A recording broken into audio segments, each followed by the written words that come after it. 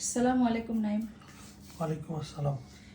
আজকে কি লাঞ্চ করতেছো এখন? কি দিয়ে দেখি কি খাবার দাবার আছে? উপরে উঠো। এটা ভারী অনেক। এদিকে না, কেন তুমি একটা প্লেটের ভারী উঠাইতে পারতেছো না? না, তো যাই হোক, এই হচ্ছে তার আজকের লাঞ্চ। এখানে আছে হচ্ছে সেমাই, ওখানে আলু ঘাটি, এখানে মুরগির মাংস, আর এখানে হচ্ছে তার 6টা রুটি, একটা মিনি রুটি আছে, আর মাঝখানেরটা হচ্ছে কলমি শাক।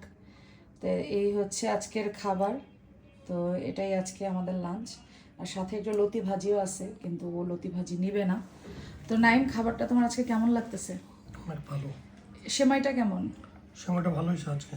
টেস্ট করছো? আজকে কিন্তু ঘিয়ে ভেজে তারপর সেমাই রান্না করছি, বুঝছো? হুম। ঘিয়ে ভাজলে ভালো লাগে না খাইতে?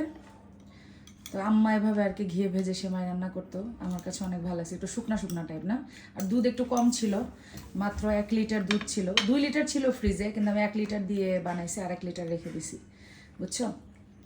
তো যাই হোক, একটু খেয়ে বলো তো রুটি দিয়ে সেমাইটা কেমন মজা লাগতেছে। রুটি দিয়ে সেমাই আমার অনেক ভালো লাগতো, আগে আগে খাইতাম আমি। কেমন? ভালো স্যার। ঠিক আছে, তাহলে তোমার দর্শককে টাটা দিয়ে দাও। টাটা, বাই বাই, আল্লাহ হাফেজ। সবাই ভালো থাকবেন, আর এরকম করে মজার মজার রান্না করে করে সবাই খাবেন, ঠিক আছে? তো যাই হোক, অনেকেই আমার হাজব্যান্ডের খাওয়া নিয়ে অনেক কটূক্তি করে। সে নাকি মোটা হয়ে যাচ্ছে, আমি তাকে বেশি বেশি খাওয়াই, মানুষের সহ্য হয় না, সে কেন এত খায়। তো সেসব ভাইয়াদেরকে বলবো, আপনাদের বউকেই বলবেন, আপনাদের বউদেরকেও বলবেন যে আপনাদেরকে যাতে করে এত মজার মজার খাবার রান্না করে দেয়। সবাই মোটা হন, ঠিক আছে? শুধু আমার হাজব্যান্ড একা মোটা হলে হবে? তো যাই হোক, সবাই ভালো থাকবেন, সুস্থ থাকবেন। আল্লাহ হাফেজ, আসসালামু আলাইকুম, টাটা দাও।